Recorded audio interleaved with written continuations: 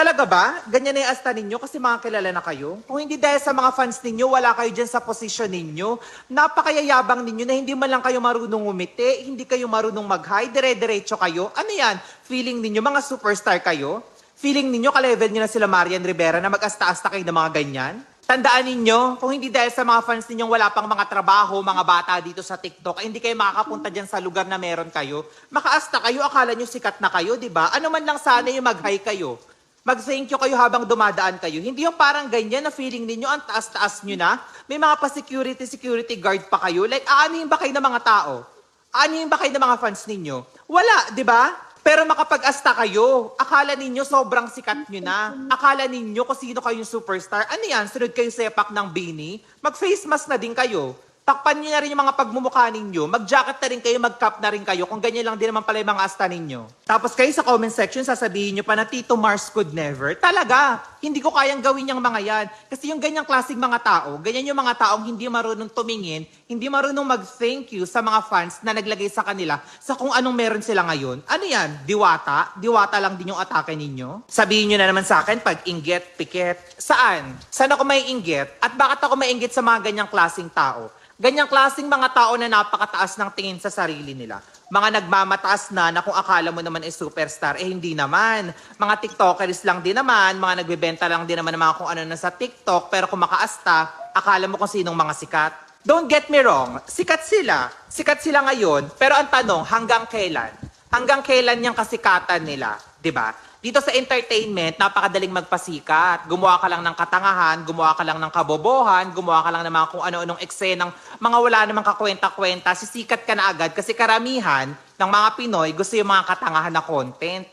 Yung mga walang kakwenta-kwentang content na mga parang mga ganyang klaseng mga eksena. Pero ang tanong, hanggang kailan? Hanggang kailan nila kayang maging sikat? Hanggang kailan nila kayang maging relevant? Hanggang kailan nila kayang panghawakan yung ganyang klaseng eksena nila? At hindi ako nainggit sa kanila. Like ako, personally, hindi rin naman ako natatawa sa mga pinagagagawa nila dito sa TikTok. Like sasabihin mo na humorous, nakakatawa yung mga jokes, yung mga atake. Like ano nakakatawa sa mga pinagagagawa ng mga yan? Anong nakakatawa? Yung mga pagmumura, yung mga paglalandian sa live, yung mga eksenang kung ano-ano nila sa mga lalaki. Di ba? Like, anong nakakatawa dyan? Gusto nyo sila? Di go. Hindi ko naman sinasabing ayawan nyo sila. Di ba? Pero ako, umasta kayo ng ganyan kung sikat na kayo, na parang hindi na kayo marunong ngumiti, hindi na kayo namamansin sa mga fans ninyo. Tandaan nyo, kung wala po yung mga fans ninyong mga bata, karamihan, na mga wala pang trabaho, asa pa sa mga magulang, hindi ho kayo sisikat sa TikTok, sa mga pinagagagawa nyo sa TikTok na mga kung ano-ano mang walang eksenang mga kakwenta-kwenta dyan na pakilig, pamura, pa-love team sa kung sino-sinong sumasali sa live. Sana man lang matuto kayong mag-thank you. Matuto kayong tumanaw ng utang ng loob sa mga taong sumusuporta sa inyo, lalong-lalo na sa mga kabataan. Kasi yan yung mga fans ninyo eh. Ayan yung audience ninyo. Ayan yung crowd ninyo. Karamihan sa mga followers ninyo, mga batang wala pang mga trabaho. Ano nang sasabihin nila kapag nakita nila yung mga idol nila na ganyan pala yung ugali?